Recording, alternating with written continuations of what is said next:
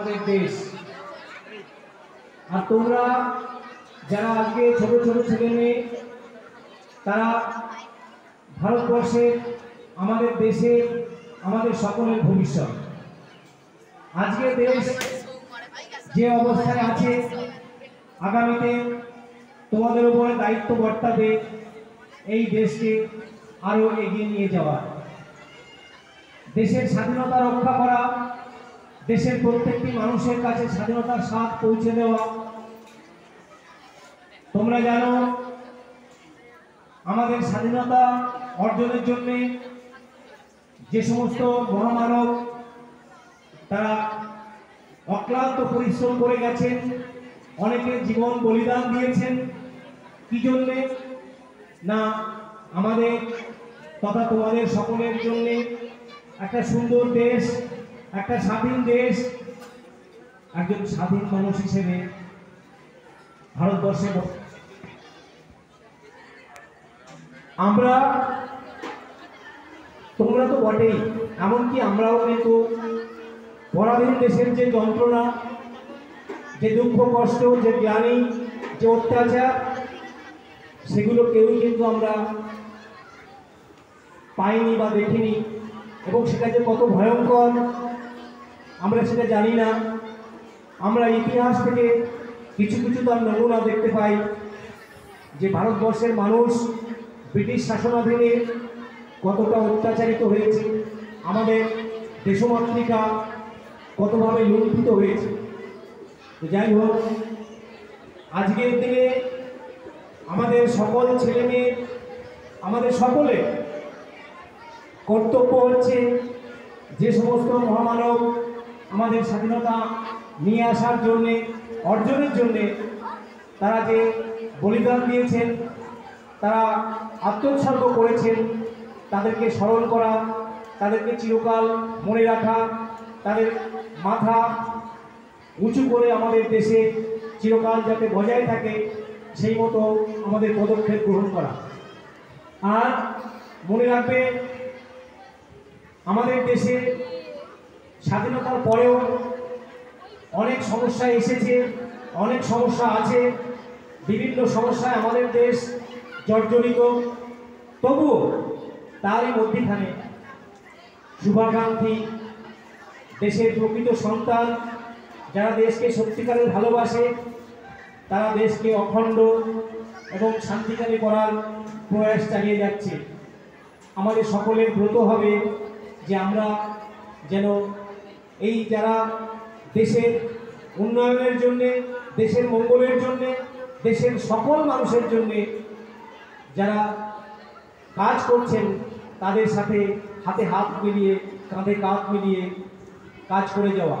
না হলে তোমরা দেখতে পাচ্ছ দিকে দিকে পৃথিবীর বিভিন্ন দেশ তাদের স্বাধীনতা যেন আজকে আক্রান্ত, বিভিন্ন মানসিকতার মানুষ, বিভিন্ন শক্তি আমাদের এশিয়ার মহাদেশে তো বটেই, এমনকি আমাদের এশিয়া মহাদেশের বাইরেও কিছু কিছু দেশ তাদের স্বাধীনতা অর্জনে তাদের সেই ক্ষমতা দেখাতে পারছে না, বা তারা অপারগ হচ্ছে।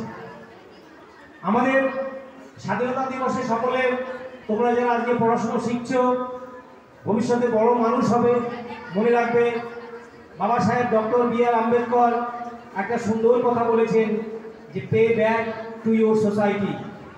তোমার সমাজকে কিছু ফিরিয়ে দাও।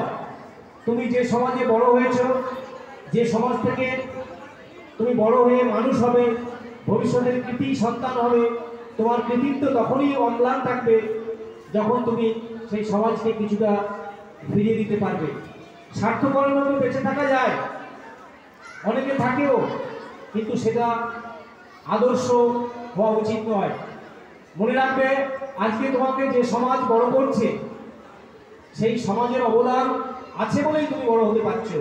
এই যে তুমি স্কুল কলেজে পড়াশোনা করছো, যে পোশাক পরিচ্ছদ পরছো, আপাত দৃষ্টিতে মনে হচ্ছে আমার বাবা মা করছেন, তারা অবশ্যই করছেন, কিন্তু মনে রাখবে তার পেছনে কিন্তু তুমি যে সমাজে বসবাস করছো সেই সমাজের অবদান অনস্বীকার্য। ভবিষ্যতে যখন বড় হবে সেই বাবা মার কথা তো শ্রদ্ধায় মাথা নত করবে, তাদের স্মরণে রাখবে, তাদের মাথার উপরে রাখবে চিরকাল।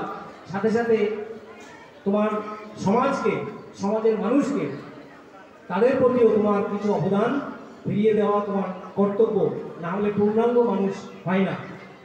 যারা স্বাধীনতা সংগ্রামী ছিলেন তারা এরকমই একটা ভারতবর্ষ চেয়েছিলেন যে এই স্বাধীন ভারতবর্ষের সন্তানেরা হবে এমন সন্তান যারা তাদের নিজেদের জন্যে, নিজেদের তাদের সাধ্যমতো বা তাদের প্রচেষ্টায় তারা কৃতিত্ব যেমন অর্জন করবে, তারা সমাজকেও কিছু ফিরিয়ে দেবে। সমাজকে কিছু ফিরিয়ে দিলে সমস্ত সমাজই এগিয়ে আসবে। সমস্ত সমাজ এগিয়ে এলে দেশের মঙ্গল, দেশের উন্নয়ন। আর সেটা যদি হয়, আর শুভমুক্তি অবশ্যই জাগ্রত থাকবে তার মধ্যে, তুমি যদি সমাজকে কিছু ফিরিয়ে দাও। এবং সেটাই কাম্য। আমাদের দেশনায়করা সেটাই চেয়েছিলেন, দেশের স্বাধীনতা অক্ষুণ্ণ রাখার এবং দেশকে আরও উন্নতি করার। আমাদের এটাই হওয়া উচিত একমাত্র লক্ষ্য।